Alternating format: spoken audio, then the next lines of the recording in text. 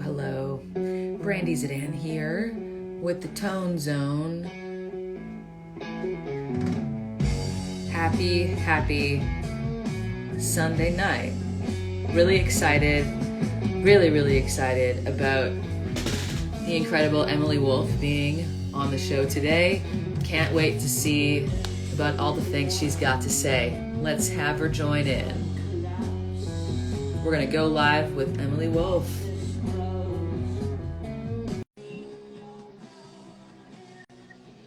Here we are, waiting for her. Listening to a little fuzz. Ty Segal. Hello. Hey, how you doing? I'm doing good. How are you?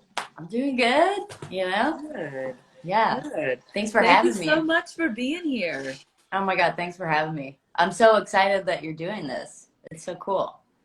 Well, yeah, I really felt like, and you probably feel this too.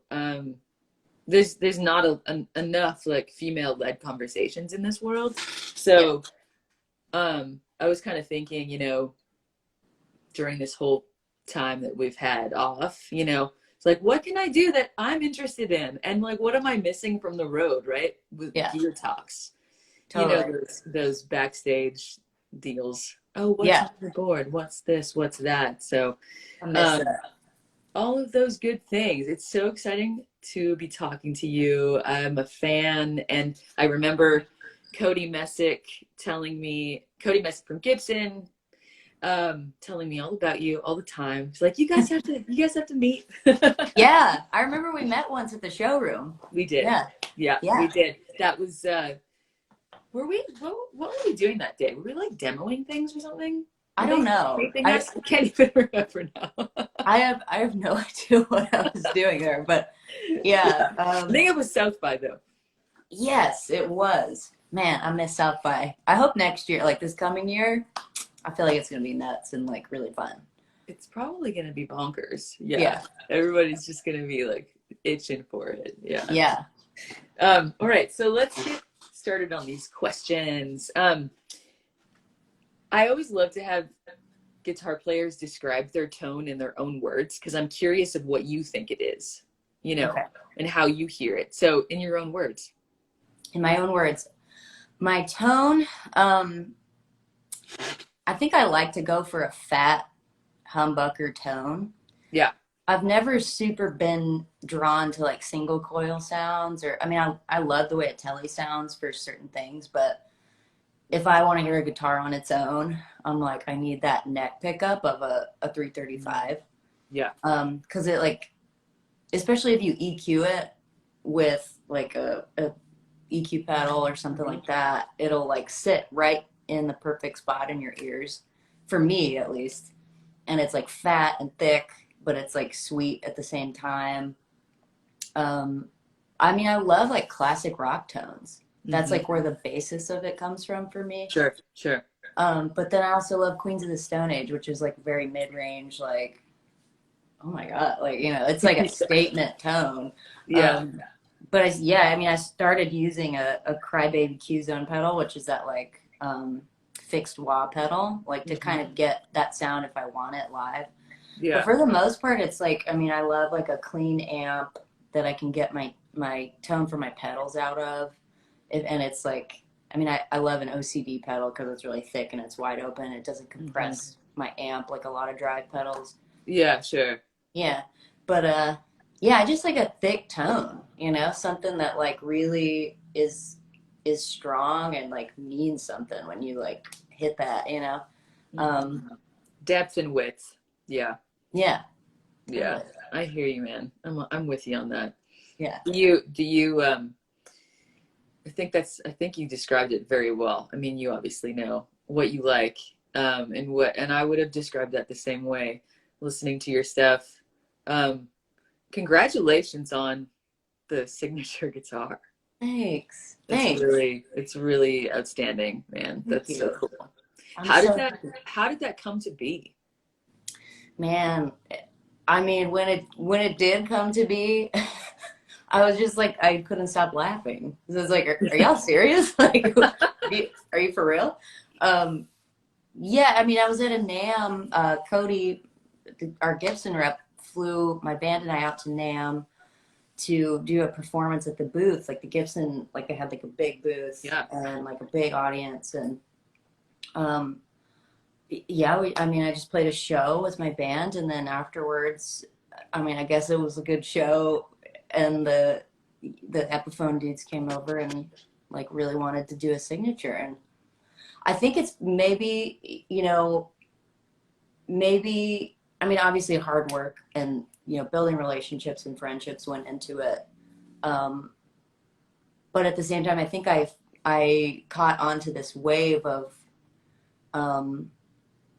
you know, Epiphone wanting to support emerging artists, especially women.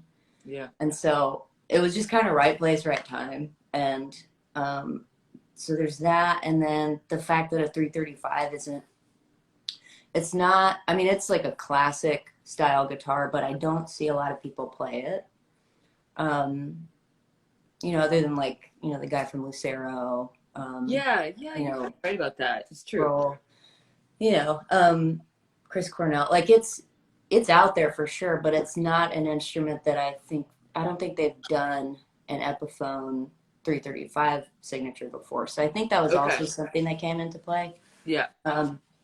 So it was, you know, a lot of hard work and right place, right time, a little bit of luck, and sure. Yeah, I mean, it hasn't sunk in yet. Are you super happy about how it turned out?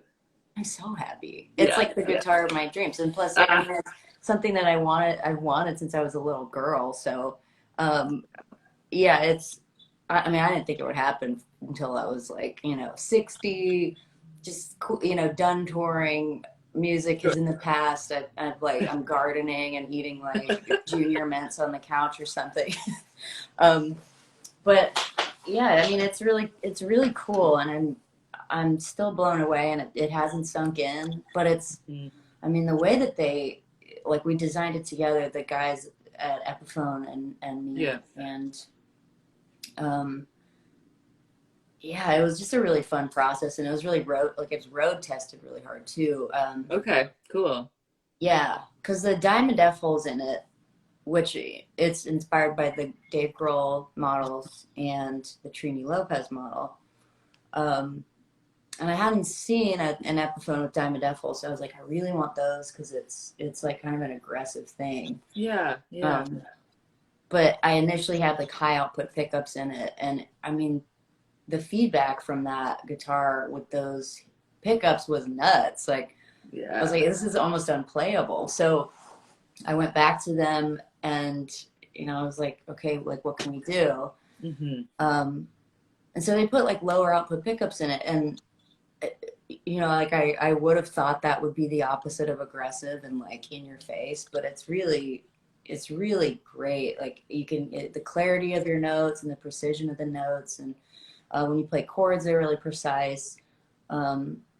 So low output pickups pair really well with Diamond F holes because they do resonate really differently. Yeah, sure. So yeah, I mean, I love it. And the neck is like almost a satin kind of thing. So it's just like playing a vintage instrument almost. Yeah. So I love it. Yeah.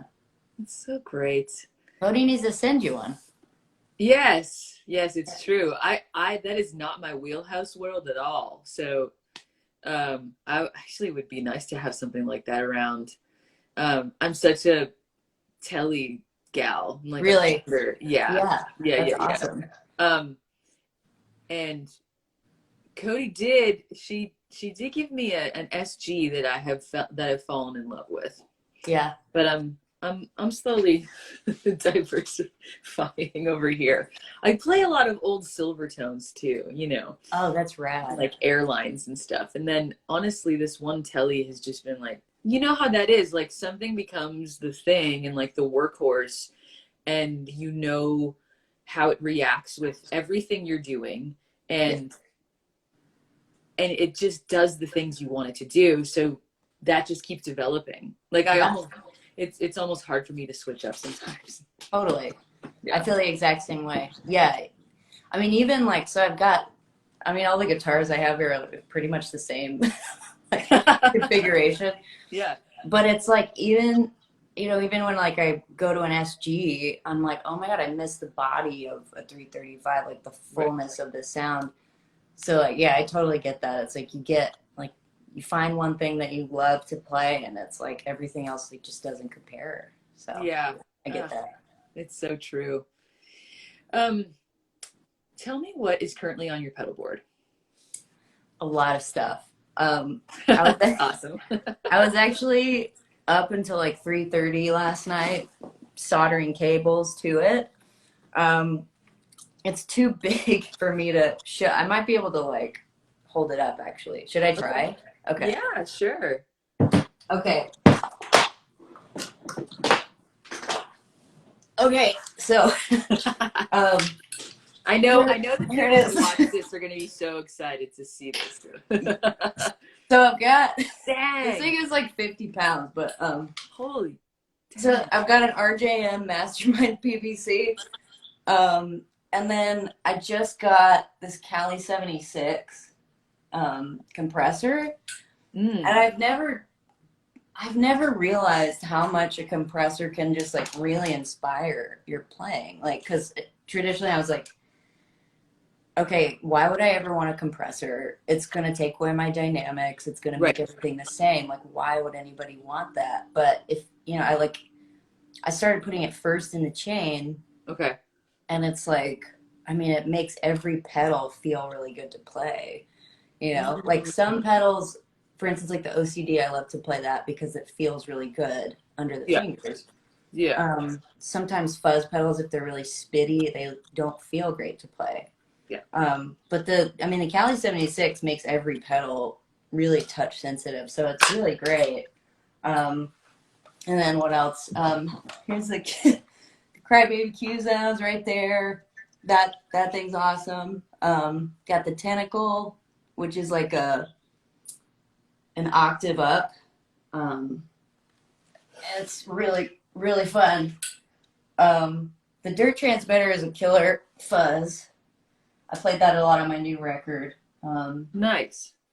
Yeah, and I noticed that it's it's been important. Sorry, this thing's so heavy. Yeah, that's okay. um, it's been important for me to EQ like all the gain stages on my board. So I've got like fuzz and drive, and I'm kind of taking like a David Gilmour approach. Like he used to put EQ pedals before and after his big muffs. So I've started EQing the I gain did pedals. not know that. Very interesting. Yeah, it's super interesting, which I mean, it makes a lot of sense because like his tone just sticks out of the mix so well, but it's because he has so Hmm. much control over it. Hmm. Um, so yeah, I've just started EQing. You know, I've got two MXR 6-band EQs. I've got a Klon KTR, which I mean, I love that pedal. I pawned off a couple pedals to get it actually, like back in the day. Nice. Um, got a Boss DD500 and a Pitchfork by Electro Harmonics. And my favorite chorus pedal is the Julia by Walrus Effects. Mm-hmm. I mean, it's killer. It's like it. Mm-hmm. It just makes me want to write. You know, you ever find a pedal like that? Yeah. Um, Yeah. so yeah, I mean, that's pretty much it. It's compression, a couple gain stages, and then a Strymon Flint too.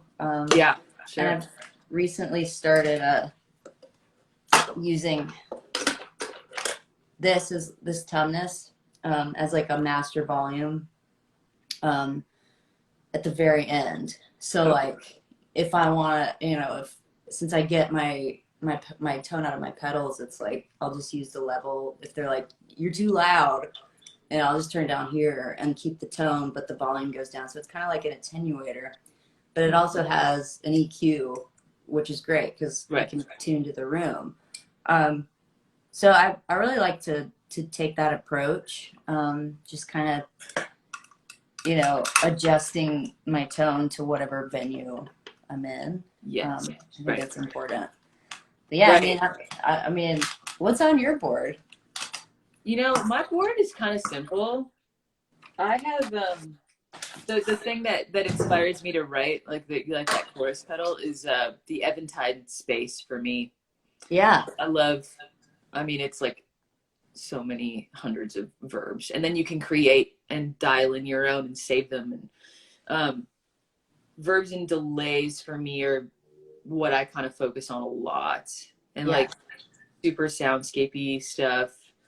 Um, the muffaletta is Dude, hell yeah. I love that. I love that fuzz. That's been working for me. Yeah. To kind of keep me so warm. And I also like on the telly my main telly, I play flat wounds and they're really dead, so it's not like a telly tone at all.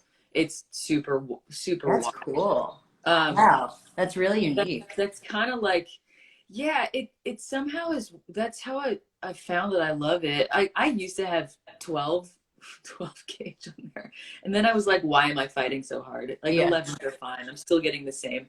Yeah. But there is really something about that though, and I can notice the difference with even the subtle changes. But yeah, also yeah, the Strymon El Capistan is my go-to delay. Always That's awesome. fan. Yeah. Love that one.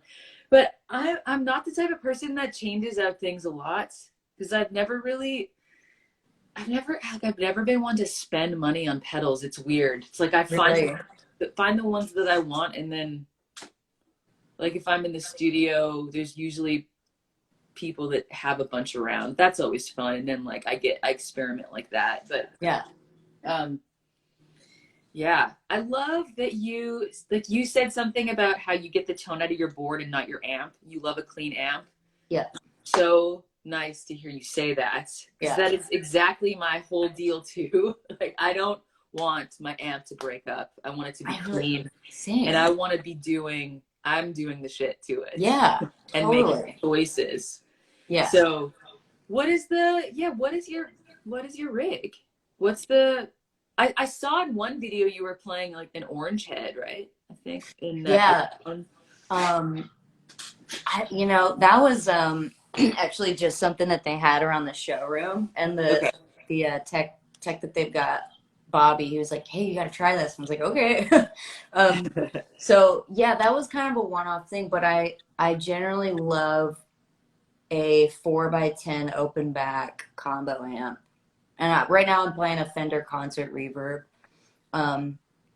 And oddly enough, a Mesa Boogie 2x12 cab, which is really interesting because boogies are generally like really high gain, and they're like metal heads. You're like, oh, boogie, yeah, right. So I was like thinking about it and thinking, okay, if I pair like a really clean Fender amp and take that preamp and put it into the boogie cab with like Black Shadow speakers, they're like, it really adds a unique sound because it's not super clean and it's not super metal. It's just like the preamp, pedal gain into my clean amp into like these really warm kind of speakers. So I started doing that. I experimented over like quarantine. I experimented with stereo amps, and I still love stereo amps, but Yes. now that shows are coming back, I'm like, do I really want to take two heavy ass amps like to every show? Yeah. So yeah, I mean that's what I'm running, is just a 4x10 concert reverb into a Mesa Boogie cab. Nice. Yeah. Nice. What would you what's the stereo rig you've been running? What's the other thing? So I've got a DeVille, a Fender Hot Rod DeVille that's a 410 as well. I just love 410s. It's like punchy. You don't get the flubby bottom end of a 12-inch speaker, Yeah, that's true. So, yeah. So I would run my concert reverb and my DeVille together. Yeah. Cool.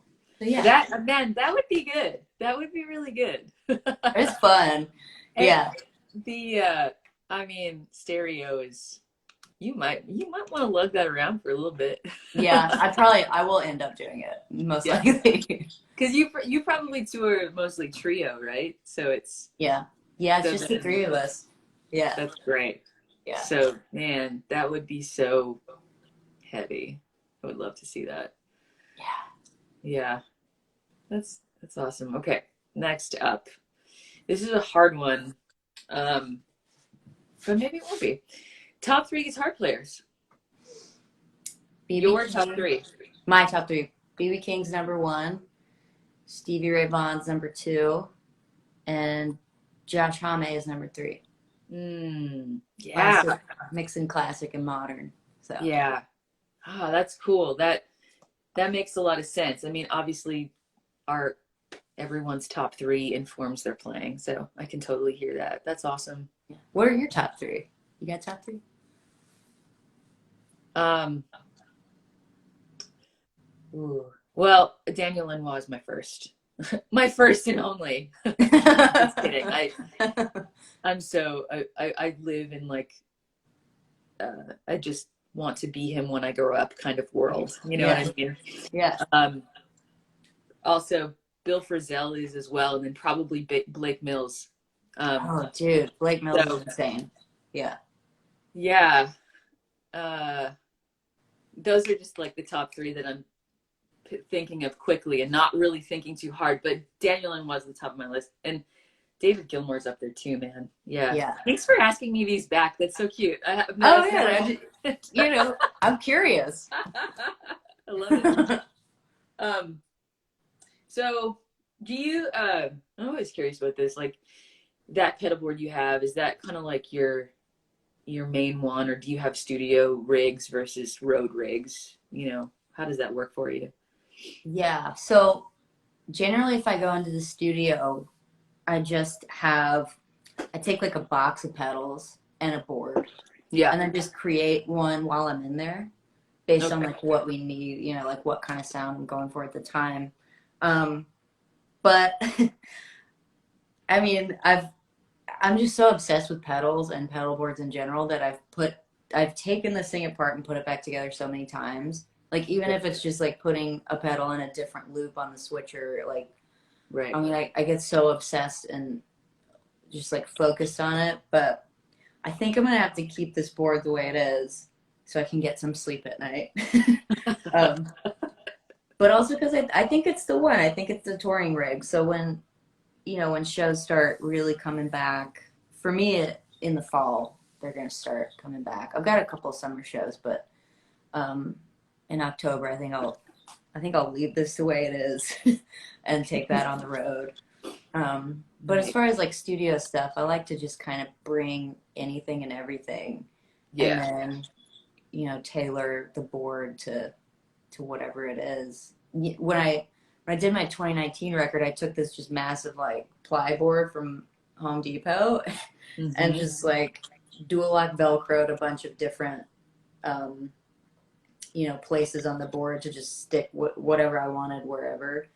Um, so yeah, I mean it's fun to experiment that way. But as far as like a touring board, like it's gotta feel like the right one, and then I'll just like keep that like it is for like a year, and then Yeah. Okay. yeah, Yeah. That makes sense. yeah, Yeah. There's really nothing like being able to go into a studio and everything is at your disposal, I know. and being able to chase the sound you're hearing in your head, you know, that it's a luxury. Yeah, It it's really is. fun. It's like It's so fun. yeah, it's a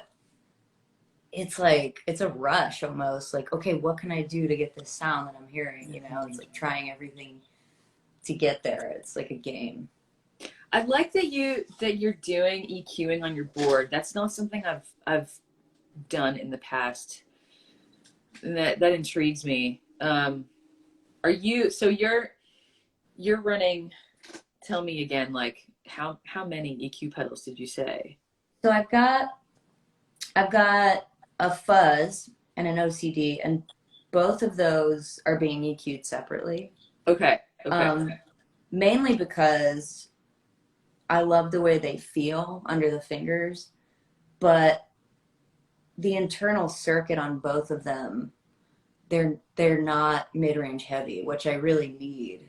to stick out and like to be present in a Yeah. band mix, you know?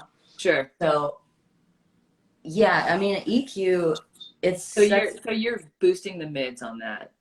yeah, I'm like taking out. I'll get it for you. I'm taking out a Yeah. little bit of the bass. Get specific. I love it.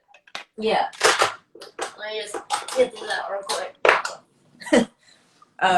So yeah, I normally like, you know, like pedals are generally like flat EQ without it, and then I'll put that next to it, like after the pedal, take out a little 100K, boost a little 800 and 1.6K, and then that's it, you know. And it's Mhm. like even a little bit of it really helps balance out whatever the sound person is hearing. So it's like they don't have to add to your tone and change it.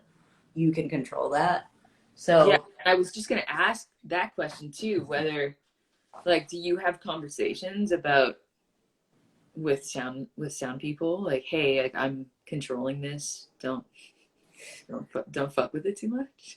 I Or I kind of like secretly I feel like a lot of it has to do with mic placement. So I don't generally like say, hey, like don't mess with my tone. You know, like sure, I sure. just kind of like let them do their thing.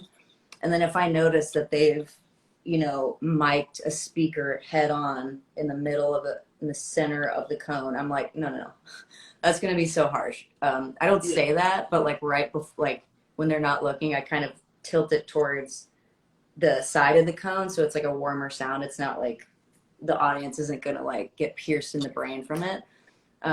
So I like hide it. I subtly Yeah. like mess with their mic placement, but generally, I mean, you know, it is really nice to be able to control exactly what tone is going to come out to the audience, and EQ pedals are like great for that. So Yeah. yeah, Yeah, I really think that it's probably not even really known to some people like that they can EQ a pedal, you know.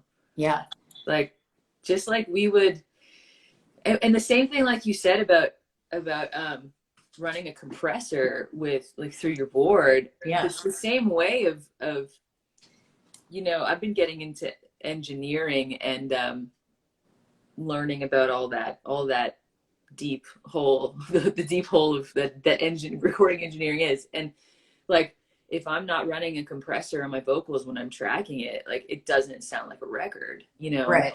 Obviously that's, Yeah, but until you know that and hear it with your own ears, this is the same thing with whatever it is you're doing. yeah, totally. And I think of, I feel like I've kind of learned like outboard gear through the lens of pedals. Yeah. Like, I mean, generally, it's been really tough for me to hear compression, but I can feel it. You know, like Mm-hmm. when you're in the vocal booth and they're like, you know, there's no compression and you're singing, and then as soon as they turn on that 1176 compressor, you're like, oh, there I am. You know, so it's like the same thing with this pedal, Yeah. which, you know, this, I mean, this compressor is basically an 1176 in a pedal. And so every note, like it just, I don't know, That's the Cali 76, right? yeah, Yeah. I mean, it's Yeah. like the best. And I've never really been a fan of compression until like this pedal. Like I tried this pedal and now I'm obsessed with it. Like, I mean, I used to be like my favorite pedal was the full tone OCD, and now it's the Cali 76 because it brings out this inspiration that I don't really get from anything else. Like last night I was playing, and I mean, I rarely have a clean tone that I'm inspired by, and I just had that on no fuzz, no gain, and it was like, oh my god, I want to write a song because this feels so good. Mm, Um, nice. yeah, so like, I mean, highly recommend. Uh, she's a bit pricey, but I mean, it's like it's really worth it. Yeah.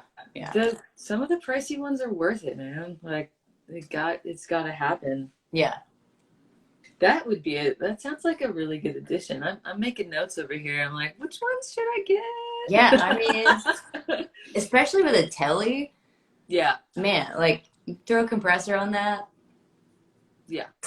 you're gonna love it. Yeah. It's gonna be Yeah. great. Absolutely. It will be great. I might know the answer to this already, but desert island guitar. What is it? Desert island guitar. And you have electricity there. Okay. So. Man, you know what? I'd have to say my original Sheridan. This thing is beat to hell, but yeah, I mean it's been with me forever, and Yeah. it's just like putting on a jean jacket that you used to wear in high school. You know, it's like it feels like home. So I think it's this. I mean, the original Sheridan Pro. Yeah, is yours Telly? Your Telly? Yeah, yeah, it is. Absolutely. It, and it's this one that was made by a friend. It was his first build, and he kind of has it on permanent loan to me. I don't technically own it, but it's been so many years that it's become part of my tone. Yeah. This guitar specifically, and I mean, I hope he doesn't ask for it back. Yeah. Greg, if you're Yeah. watching, you can't have it. But Yeah. it just, when, like, the thing is, too, is that we could try to replicate it and he could build it again, but it's not going to be the same No. because they're just not the same. Yeah, it's weird. It's like when you really think of a guitar that you bond with. I mean, that guitar used to be a tree, and like it was alive at one point, and it's like I almost feel like when a guitar becomes that important to you, like some part of that soul that it used to have like connects with yours some way, like Yeah. because it did used to be a living thing, and like I mean, I don't know if that's like way hippie I sentimental, but no, I mean, I truly believe it. So yeah, there's energy. There's energy in every instrument. yeah, for sure. Absolutely. Yeah, here I'll show you. Yeah, show me. This Oh my beauty. god, Yeah, it's that's so I cool. don't ever clean in there either. Sometimes you can't. It's like part of the sound. You You got to can't, keep but it. like I don't want to. And No way. honestly, I'll leave these strings on like until they're untunable, Yeah. how to get. But I just love dead flat ones so much. Yeah. Because and also they're just so smooth to play. Yeah. Man, But yeah, that's the Desert Island Gal. I love the Yeah. finish on it. It's so cool. Yeah, it's such a good one. It will never be replicated as much as we want to try. Right? Yeah. I know. So let's see. There was a question that came in that let's see. Oh, nice. This fellow saying your signature guitar is going to be used to record my EP in a few days. That's amazing. That's great. Nice. Man, Love that's that. awesome. That's great. That's so rad. That is so cool. There was a fellow that had asked your top 3 desert island pedals. So which are the top 3 you can't live without, I guess? Yeah. Okay. So now, Cali 76, Yeah. the Earthquaker Devices Tentacle, and the OCD. Those are the 3. Yeah. Yes. I mean, I wish I could add an EQ pedal in there too, but if I'm alone on a desert, like I don't need to stick out of a mix.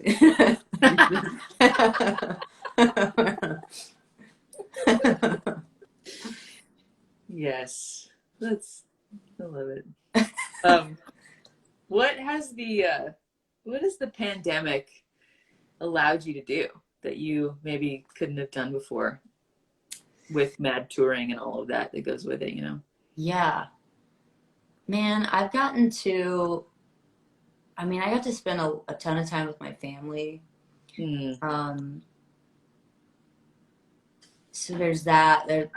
It's been really important. And I wrote a record too during that time, and that's supposed to come out in June. And Is that the yeah, stuff? There's singles being released. Is that leading up to it? Cool. Yeah. It yeah. sounds fantastic. Thanks. It means a lot. Yeah, it's a step. I wanted to write something new and different, and not recreate the same record that I did in 2019. I wanted to Mhm. evolve into something else. And so I I mean I got to explore different sounds. I got to kind of figure out, okay, I'm not traditionally a fan of synth, but can I incorporate this in a way that I enjoy listening to it? And so I kind of got to dive into that. But yeah, most of it was spent writing my record and recording it, and got to do it with the bass player of Queens of the Stone Age. So he produced it, and it was so much fun. We recorded it in his garage. Um, Sweet. yeah, and we were supposed to do it at Electrovox Studios in LA, but then like the week before I went out, he called me. He was like, "Hey, so the owner sold the building, so we got to do it in my garage." And I was like, "I mean, cool, like let's do it." But it was honestly like really a blessing in disguise for that to happen because we were a bit limited with what we could use on the Yeah. record, so we had to. It was fun to figure out how to get that sound in my head with what we had.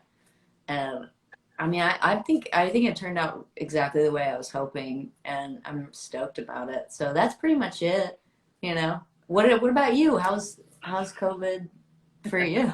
Oh Well, I had a baby. my God! It's Congrats! crazy. I mean, March of 2020, so it's been a year, but yeah. Wow. Um, but then I learned how to engineer and made a record at home That's and awesome.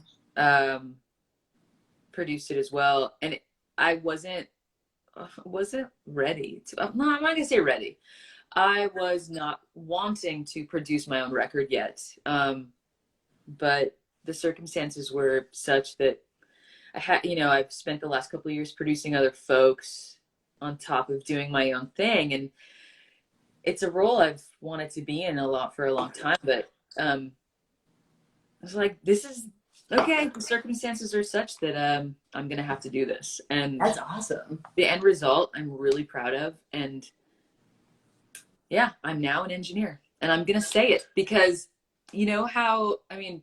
I just talked to someone about this, like dudes who have half the qualifications for something will call themselves that thing, and like Yeah. we just don't do it. So I was like, Yeah. I'm a fucking recording engineer Yes, you are. I because mean, I did it. that's even though incredible. I mean, even a though lot like I of don't people. even though I don't want to like I feel so I mean it's funny because the vulnerability with songwriting that comes across that we deal with all the time, making your own sounds and having that be what is coming through the speakers, like that's another side of that whole showing yourself thing. Yeah. And that was a little scary, but then once I realized it was working and I just needed to trust my ears and just like I always have, it's great. It's like, That's yeah, so of cool. course it worked. so Yeah. so that's what I did too. I mean it I think that's going to come out in the fall. um but it's exciting that like this is just a process to enjoy music and like the tones, the songs, the records we make. Like there's no end game. I mean, Yeah. you know what Yeah. I mean? Yeah. He was like, okay, when am I gonna feel like I've done what I want to do? You know? Yeah. Yeah. Um, yeah, I mean that's so cool though. A lot of people can't say that, you know. A lot of people can't be like, I wrote this record, I produced it, I recorded it. Here you go. Like that's really amazing. Congrats. Thank you. That's really sweet. I appreciate that. Yeah. Plus, while having a 6-month-old in the Yeah, mix, I mean, on does top of, birthing a human, that's don't know how like another. I don't know how it happened. I really don't. It all feels like a dream. And I think, it's also those times where you have you have to laser focus on something or Yeah, you won't be able to get through your life because right. there's so much happening and it's almost like an avoidance. Yeah. Even though you're dealing with things in your songs or however, like with your art, but it's still like you're just avoiding the real world a little Totally. bit. So Yeah, I mean, I don't want any part of the real world. I don't want any part of it. yeah. That's great How though. how do you so I used to live in Austin for 5 years before I lived in Nashville, and man, I miss it so much. First of all, Yeah. I miss the diversity of art there, Yeah. and the camaraderie.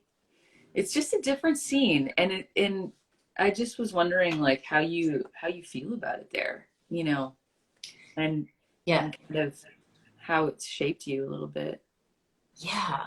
You know, I I feel like I've been doing this for like professionally, I guess, for like 9 years. Hmm. And so when I really started out in the scene in Austin, it was exciting, and it was like, I was learning a lot. And at this point, I'm like, oh my God, what are the kids doing today? Like I don't really know what it's like at this point because I've kind of tried to set my sights on a national kind of route. Sure. Um, but I mean, like Austin's really, it shaped me in the way that I got to experience the transformation from a singer-songwriter in college to, switching to electric guitar to a five-piece band to now finally a trio. Yeah. And I got to do that all in Austin in the venues here, and like people from here are always like, man, I remember when you used to play acoustic, and I'm like, me too, like unfortunately, like like, you know um so it's been a huge part in shaping my musicianship because I mean there's so much music, and you know all COVID aside, you get to go and watch amazing artists play every night. Like you can go down. There's a new club by my house called the Sagebrush, and they play like country music and like Hmm. two step every night. And so if I want, I can go see this amazing country artist. And so Hmm. I mean, I love living here. I do feel slightly removed from it Yeah. at this point, but I mean, I do also attribute my, I guess, sound and current success to my proximity, living here. Like I wouldn't have, um, I don't think a signature guitar would have happened if I didn't live here because Cody, she's from here, and my rep, like the Gibson showroom's here, and that's kind of Hmm. like if I didn't live in Austin, I don't even know if I would play Gibson or what I would be like. Hmm. Um, Hmm. so yeah, it's interesting Yeah. how your environment shapes your sound and your personality, and It really does. But you're in Nashville, yeah? I am. I am. I'm Canadian originally, Cool. but and that shaped me too. But Oh yeah, Nashville is you can really feel removed here from really. everything. Um, and then there's like these little scenes that happen. I don't feel that feeling that or the experience that one can have in Austin where the Continental's going to have like some really rad band going on or whatever club at that given time, like there's going to be something really cool going on that like the tourists aren't going to, but it's still really rad. Like I don't Yeah, know what that is here. really. Like, and I've Yeah, been here for so long, but it's so, the tourism is so hard here that it makes me not want to go into the world and see yeah, things and discover things. So that kind of is too bad, but at the yeah, same time, the town is full of every type of player and person, and there's healthy competition. It's not yeah, like if someone gets an opportunity within your own circle or community, it's like it's a win for all of us. yeah, And that's how it's taken, and that's a really positive thing, at least the people I surround myself with. I really do love the the studio scene and the recording deal here and the sessions that can happen and all of that world. That's kind of what keeps me here. Yeah. And what I love. Um, so many people to learn from, so many people doing things, and there's just so many studios. It's really rad. Yeah. Um, but yeah, I really do miss that city, Yeah. Austin. It's gotten so big, and I mean, there's a condo on every corner, and Yeah, it's that's it's. But I that's mean, what every happened there. city's, I guess, going through that at this It point. can't. Yeah, there. Yeah. Where is it not happening? Yeah. Okay, couple. Let's actually wrap it up with this last question. What is your favorite guitar moment that you've experienced in your life? It could be yours on stage, or it could be seeing someone that you love on stage. But what would that be? Man, well, there was one night at NAM, and Peter Frampton, Billy Gibbons, um, there was a bunch of other Lizzie Hale, like all Mm. the Gibson artists were doing this big showcase at this place called the Grove in Anaheim, and it was like the big finale of the show, and they were like, "Hey, go! Like you got to play like with these people," and I was like, "Oh my god, what?" Like, so um, I ended up getting to like take a solo during Lagrange, uh, the ZZ Top song because Billy was like, it was like a line of us, and Yeah. Billy was taking like pointing to people to do solos. Oh shit. And I was like kind of hiding because I was like, do I want to like follow Peter Frampton right now? Like, or do I want to just kind of be up here like listening to him because his amp was like right here? But then like Billy kind of spotted me in between the drummer for Black Pistol Fire and Peter Frampton, and he pointed at me, and I blacked out. But I played a solo. That was like a career highlight. Like, Yeah. because I don't know, I never expected that to happen, but it was Yeah. really memorable and super fun. As far as someone else though, That's huge, by the way. That's incredible. Like thanks. you could just. It's one of those moments where like nothing else like that could happen, and that would be good. Like that little Yeah, moment. totally. I mean, Like, I still I'm like, was that a fever dream? yeah, Did that was it really real? happen? Yeah. So cool. But yeah, as far as a moment that isn't me, um, I went to this Spotify party in LA, which is not my scene. I felt like a fish out of water there, um, but I ended up going because I went with the Gibson girls, and I wanted to like see what the vibe was and like Hmm. watch the artist perform. And this, do you know her, like the artist Yeah, who just won yeah, like an Oscar? Yeah.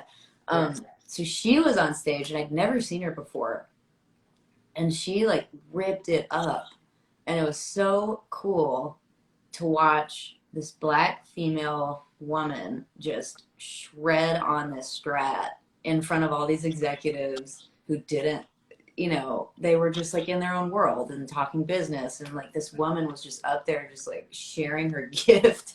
And Yeah. I kind of felt like I was one of the only people watching because these business people were in the back like, oh, deals, whatever, like. Were they not paying attention to it? No, I mean that's No how those things kidding. are. It's so bizarre. Like BB Rexa was playing that show, and she called them all out. She was like, "Yo, if y'all aren't gonna pay attention, like, I mean, this song was on the charts for 14 weeks, and I mean, it was kind of like I was like, yeah, get them, girl, like, Yeah. like, um, but yeah, I mean, there was like a front row of people who were obviously Sure. very much engaged. But for the most part, it was like people, taking selfies and like, what's your artist? It was like one of those gross LA things. But Yeah. um, just to be very candid with you, Yes. um, but yeah, I mean that was a really cool moment because it's just great to see a fellow woman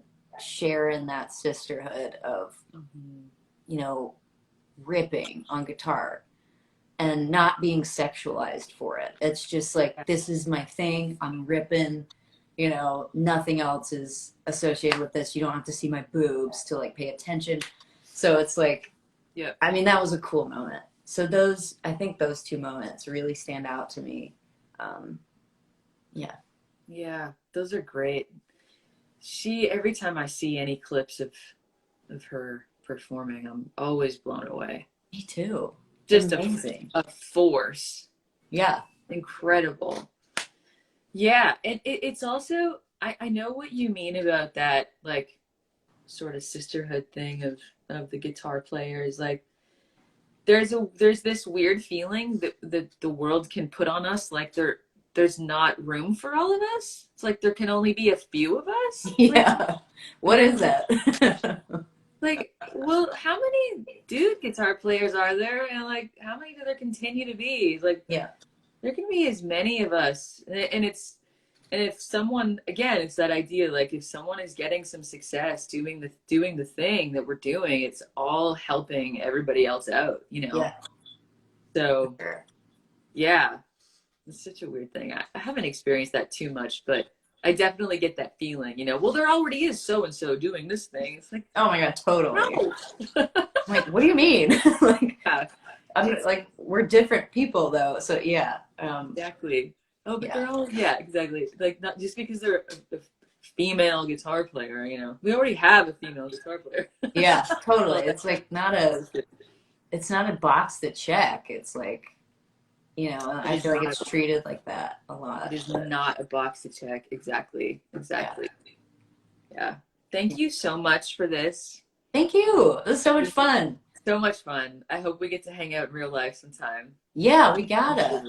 Yeah. I think I'm gonna come through Nashville in October. So yeah, Great. like come out or we can get coffee or something, or like a Diet Coke, you know, like Mama's medicine. Sweet. Yeah. Thank you so much. It was Yeah, a real thank pleasure. you. Yeah. Have a good night. And yeah, you too. We'll see you down the road. bye. Okay, take care. Bye.